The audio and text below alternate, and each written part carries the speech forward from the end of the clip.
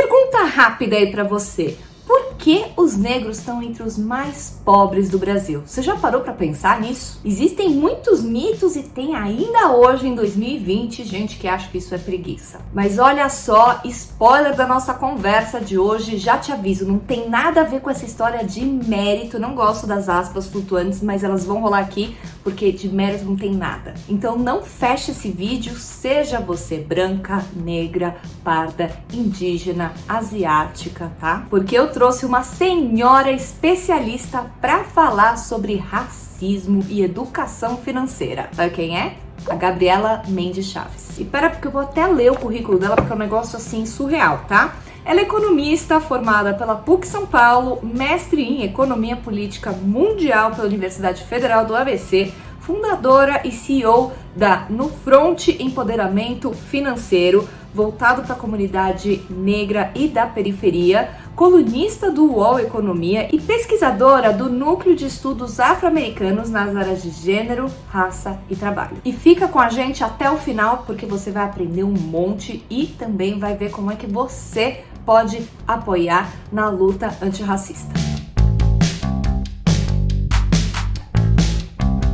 Trazer essa mulher com esse currículo fenomenal merece só por isso a sua inscrição e o seu like, né? Então já deixa aqui o seu like, ativa o botão do sininho e vamos começar essa conversa, porque eu tô cheia de perguntas para você, Gabi. Tudo bom com você, querida? Tudo certo, tô muito feliz com o convite, muito feliz de estar aqui. Obrigada de aceitar. Essa é uma data que a gente precisa marcar e tem um monte de crenças e divisões que a gente precisa desconstruir. E eu queria começar com você te perguntando de onde vem essa ideia de que negros e dinheiro não combinam, de que negros são ruins com dinheiro. Qual que é a raiz disso? A raiz dessa conversa vem do período da escravidão. É importante a gente entender que o racismo contra os negros, a nível mundial, ele é um processo secular. Então, são muitos séculos dessa construção, que vai desde o saqueamento, empobrecimento do continente africano, e também do empobrecimento das populações afrodescendentes nas Américas, né?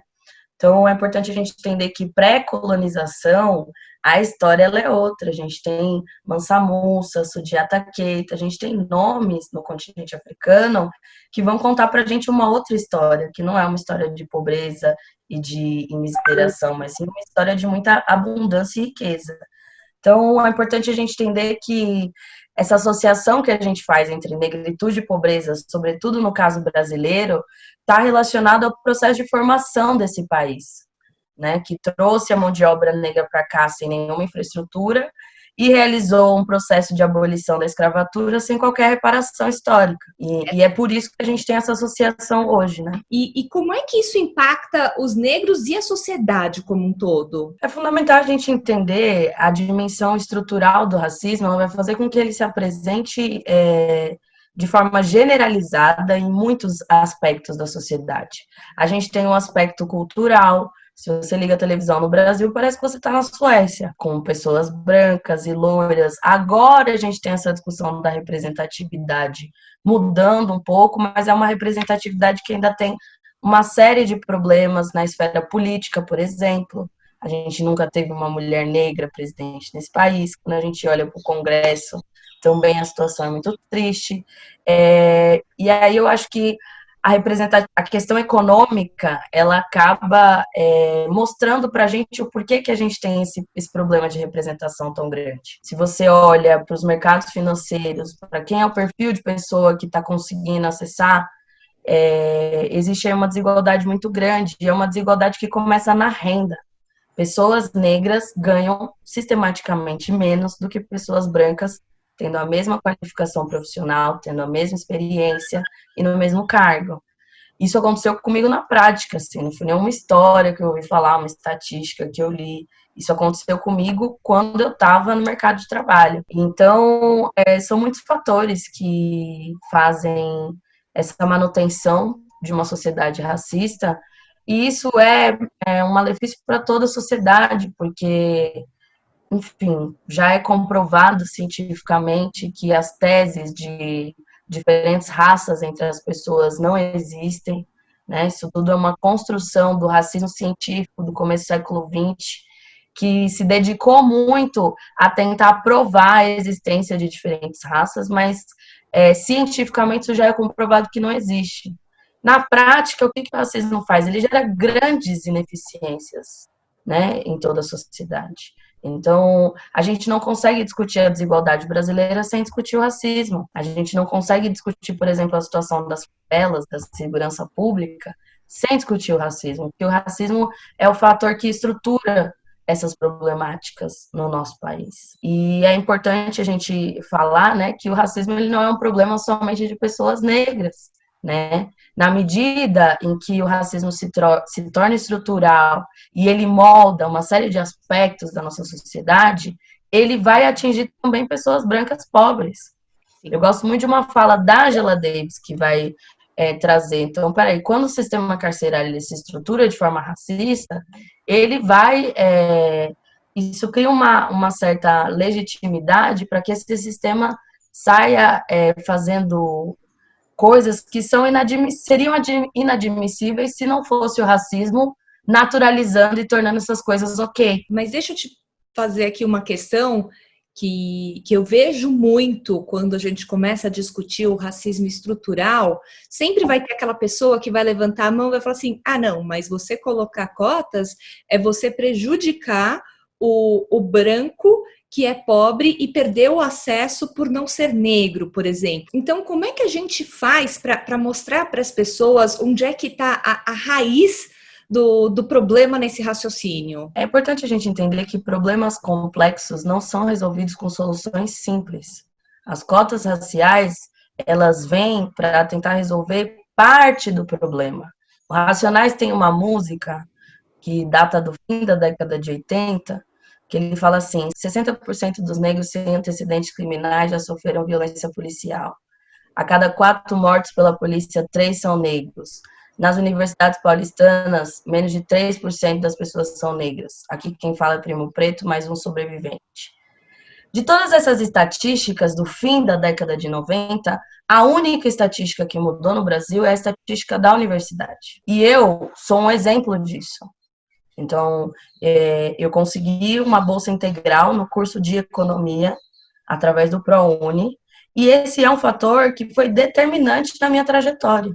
O movimento negro ele realiza um esforço substancial de garantir acesso à educação para a população negra, porque esse também foi, durante muitos anos, uma forma que o sistema encontrou para manter uma segregação invisível. Diferente da África do Sul, que tinha ali todo um sistema de leis para garantir a segregação espacial, a segregação educacional. No Brasil, tudo isso acontece de forma muito mais sofisticada, né? A gente tem uma lei de terras em 1850, 38 anos antes da abolição, que vai tentar garantir que, uma vez que essa população conseguisse a alforria, não ia migrar para o centro do país e ocupar as terras e criar comunidades autônomas. Essa lei ela veio 38 anos antes da abolição com essa finalidade, e que é um movimento totalmente diferente do movimento dos Estados Unidos e de população dos Estados Unidos, onde o próprio governo incentivou que as pessoas migrassem internamente para ocupar o país e produzir.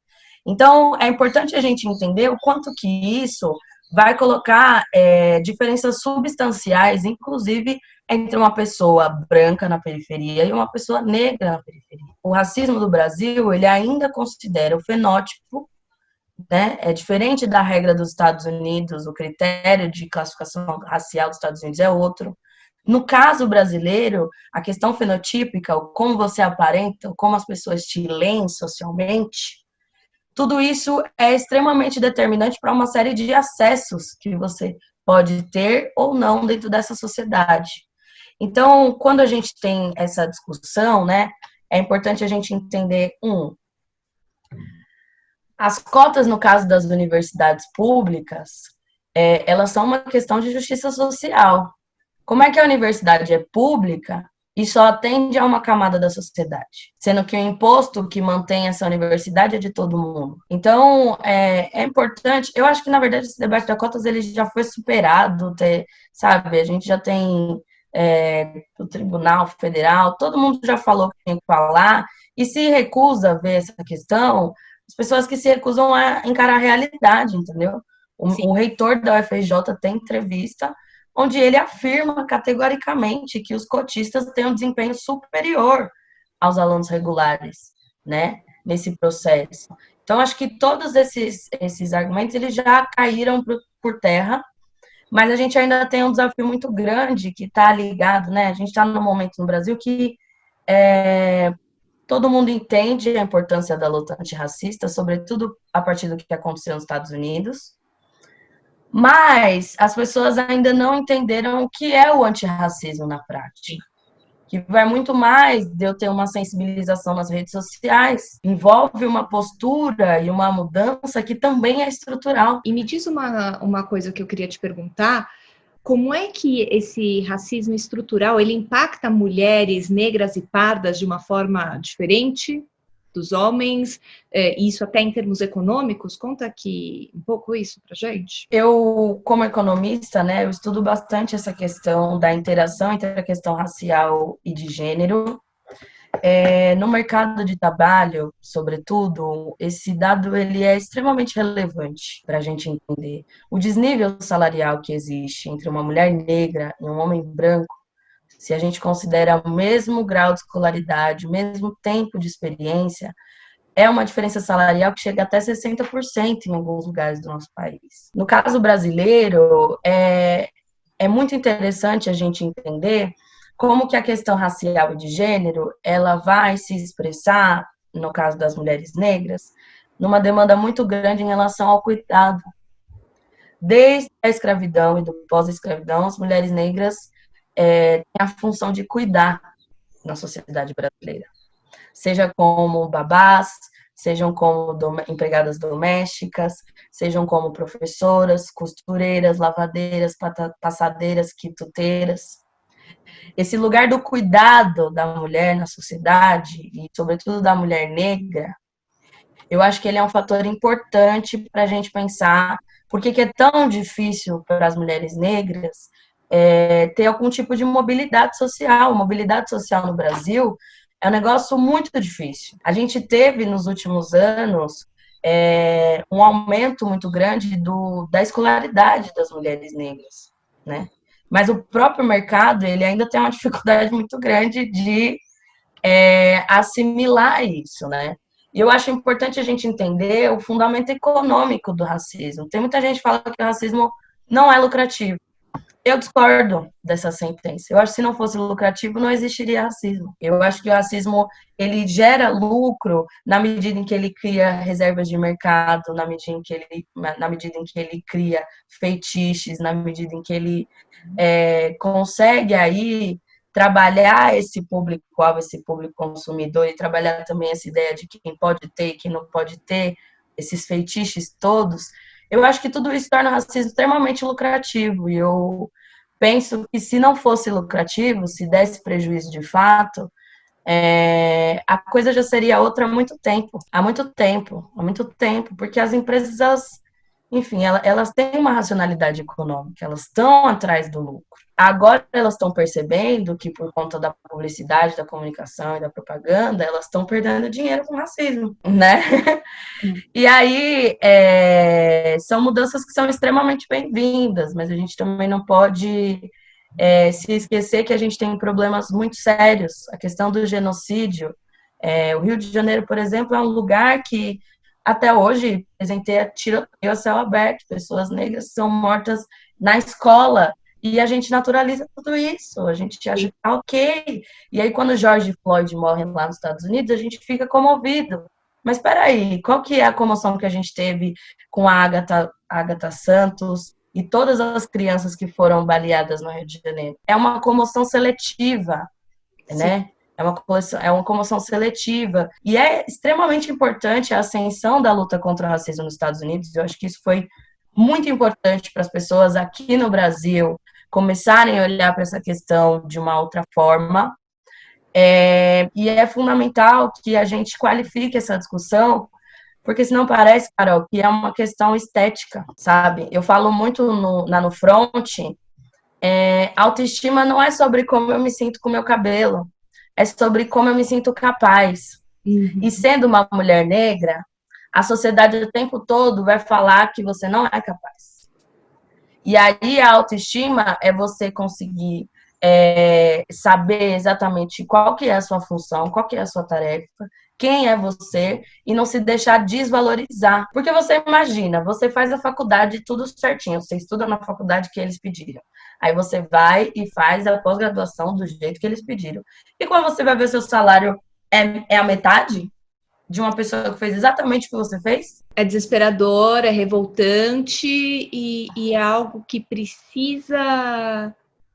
que a sociedade precisa fazer algo muito além de postar nas redes, muito além. E me conta um pouco do teu trabalho, então, no Front.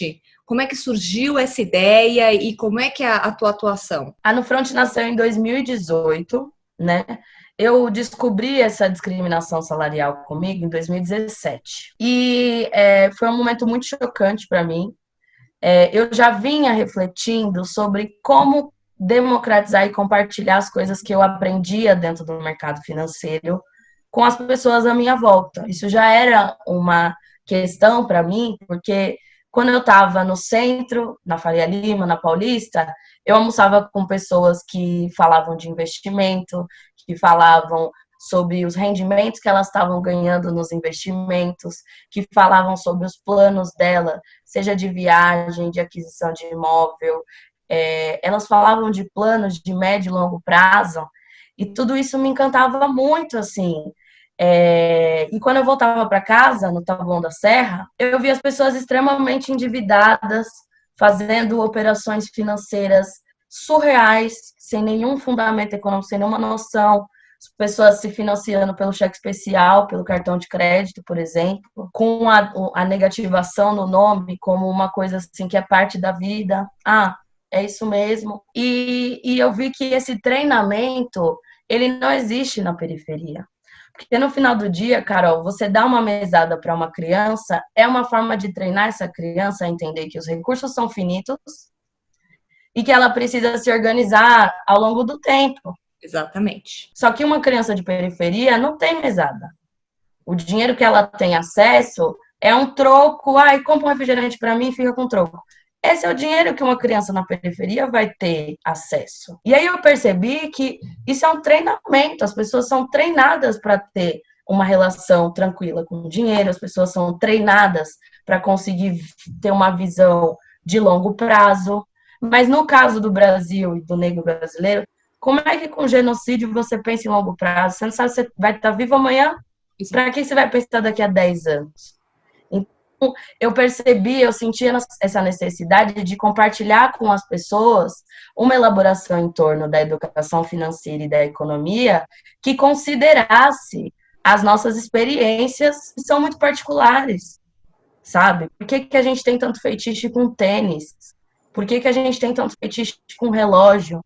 De onde vem isso? Entre a lei do ventre livre até a abolição, o sapato era um fator de diferenciação de negros livres e negros escravizados. E aí que você entende por que um menino de 17 anos tem um fetiche com tênis. E aí foi onde eu comecei a pensar como é que eu posso fazer as pessoas entenderem que falar de dinheiro não é uma coisa só de gente rica.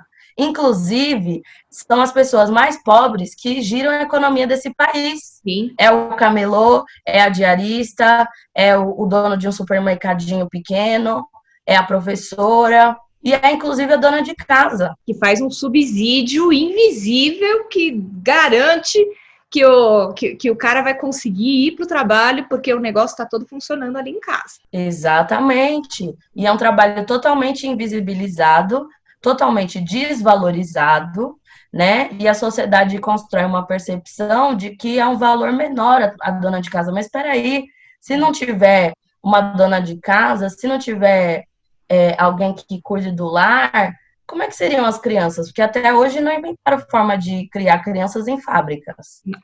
Precisa de uma mulher, precisa de um homem, e aí precisa de alguém no lar fazendo esse cuidado. Historicamente, isso tem sido atribuído às mulheres. Mas isso é trabalho, isso é tempo, isso gera um valor. A Oxfam tem um dado interessante sobre isso, de que o trabalho não remunerado no mundo, ele gira em torno de 10,8 trilhões de reais.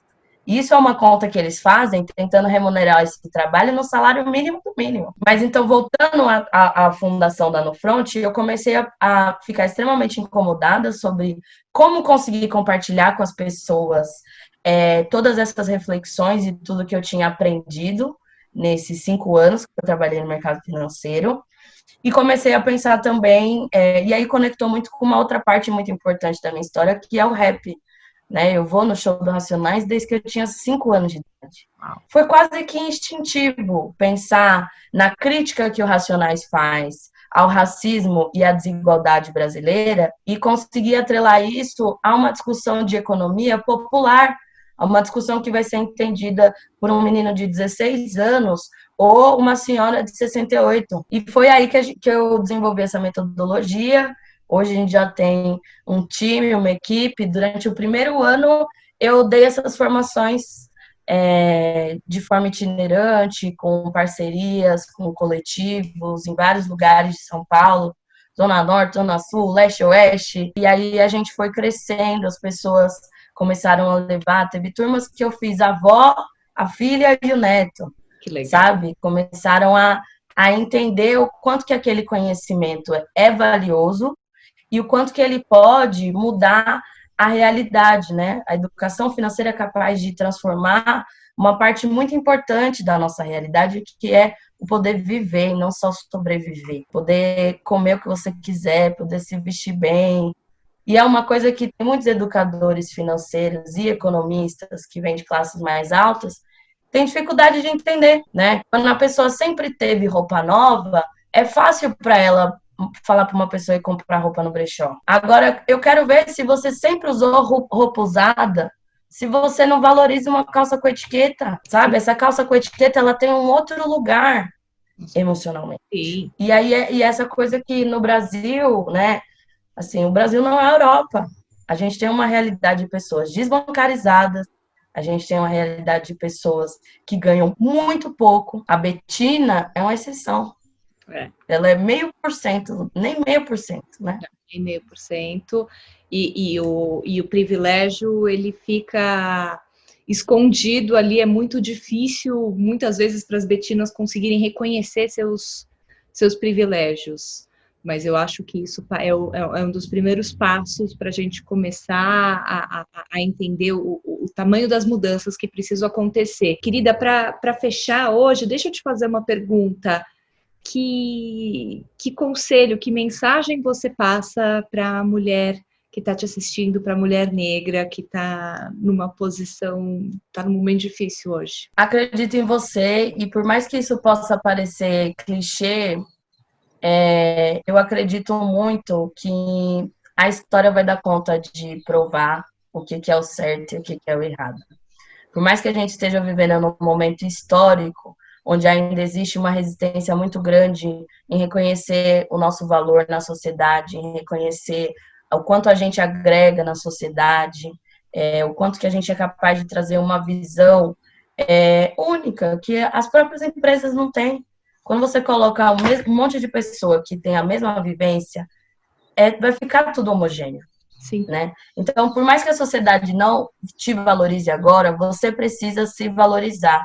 Que é uma coisa que eu falo, quando a gente não sabe o nosso valor, a gente não sabe determinar o nosso preço. E na educação financeira é muito importante entender que a gente precisa aprender a gastar e a gente precisa também aprender a fazer dinheiro. Tá tudo bem você querer viver com dignidade, você ter uma casa boa, você vestir roupas legais, você comer com qualidade. Isso é o mínimo da dignidade. A gente foi criado para achar, os ricos não herdarão o reino dos céus, o dinheiro corrompe. É uma série de mentiras que colocaram na nossa cabeça para criar um medo em relação ao dinheiro que não faz sentido. Eu tenho certeza que todas as nossas ancestrais, elas trabalharam muito para que a gente pudesse ter dignidade, para que eu pudesse estudar, para que eu pudesse falar né? Quantas mulheres não vieram antes de nós e passaram uma série de riscos, sofreram e lutaram para que a gente pudesse falar, para que a gente pudesse estar em pé de igualdade. Então, eu acredito muito no carro da história, Carol. Ele vai passar e quem resistir vai ser atropelado, entendeu? Porque o mundo todo já está vendo o quanto que não dá para 2020, século XXI, a gente carregar ideias racistas do século XVII. Eu sou uma mulher do século XXI e eu convido todas as mulheres negras a virem para o século XXI, porque quem não chegou aqui ainda, só lamento, entendeu? A gente está se organizando para o progresso da nossa vida e é um progresso que é comunitário. Ele pensa nas nossas mães, nas nossas avós, nos filhos que a gente ainda não tem, nos sobrinhos. É um desenvolvimento que é comunitário. Então, essa aqui é a visão que eu passo. Viva a sua vida sem prestar contas para as pessoas que não estão aí para o seu bem-estar. Porque no final do dia, é você e seus boletos, entendeu? Então, priorize o seu bem-estar, priorize a sua vida, sabe? Eu falo para as pessoas, é melhor você investir no supermercado do que na farmácia. E são escolhas que a gente precisa entender que vão levar a gente para uma vida melhor no futuro. A gente está plantando hoje para um amanhã que a gente vai viver. Então, eu quero muito, Carol, que daqui a 20 anos, toda essa onda de empoderamento negro que a gente está vivendo, ela seja mantida, que a gente consiga fazer desses ganhos de fato geracionais. A gente não pode ser, sabe, um espiral que sobe, desce, avança e retrocede. A gente precisa avançar, já não tem mais espaço para retrocesso. Então, essa é a minha dica. Bora para cima, mulheres. Vamos aprender a investir. Vamos olhar. Hoje em dia tem muitas mulheres produzindo conteúdo sobre isso. Se você for mais velha, se você for mais nova, se você for evangélica, se você for do candomblé, tem conteúdo e tem informação. A gente tem hoje as redes como uma grande forma da gente acessar conhecimento, que foi uma das coisas que mantiveram a desigualdade social entre nós durante muito tempo. Querida, então é isso, bora buscar informação. Maravilhoso, obrigada. Estou emocionada aqui com o teu discurso. Conte conosco, conte comigo para ajudar a levar essa mensagem para o maior número possível de pessoas e de mulheres, Brasil afora. Juntas a gente vai mais longe. Muito obrigada. Sim. E, Carol, faz o serviço, onde as pessoas te acompanham, chegam em você, faz o pacote completo. Uhum. Gente, nas redes sociais a gente está como no Front Empoderamento. Vocês acham a gente no Instagram, YouTube, TikTok, Facebook, Telegram. Vocês vão achar a gente em todas essas plataformas. Nesse mês de novembro e dezembro, a gente está com uma campanha de crowdfunding, que é para um projeto que a gente vai desenvolver no ano que vem, para a gente formar pessoas em situação de vulnerabilidade social no Brasil todo. A gente quer levar nosso curso para o norte do país, e para isso a gente está fazendo aí essa campanha de crowdfunding. A gente também a gente foi convidado e aceito para um congresso em Moçambique. Então, parte desse crowdfunding também vai ajudar a gente a construir, estreitar esses laços com as mulheres africanas, e, sobretudo, mulheres africanas em África e mulheres na diáspora, que são laços que a gente precisa fortalecer se a gente tem, de fato, uma proposta antirracista, né?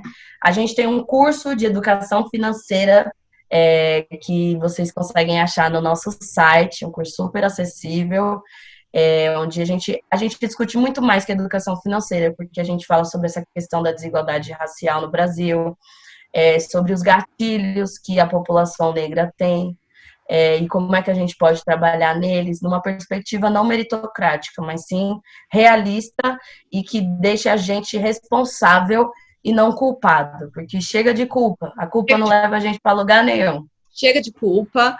E então, você que está assistindo, os links estão aqui na descrição. A Gabi já me passou eles já estão todos aqui para vocês. Então, é só ver tudo aqui, vamos apoiar, vamos compartilhar, vamos seguir e vamos participar dessa campanha de crowdfunding, porque a gente precisa levar essa mensagem o mais longe possível. Querida, obrigada, conta com a gente, viu? Gratidão, viu? Gostou desse vídeo, querida? Então aproveita, se inscreve aqui no nosso canal e no canal da Nufront, segue a Gabi e apoie os projetos, porque a gente precisa do seu apoio para fazer isso daqui rodar o país. Um beijo enorme e até o próximo.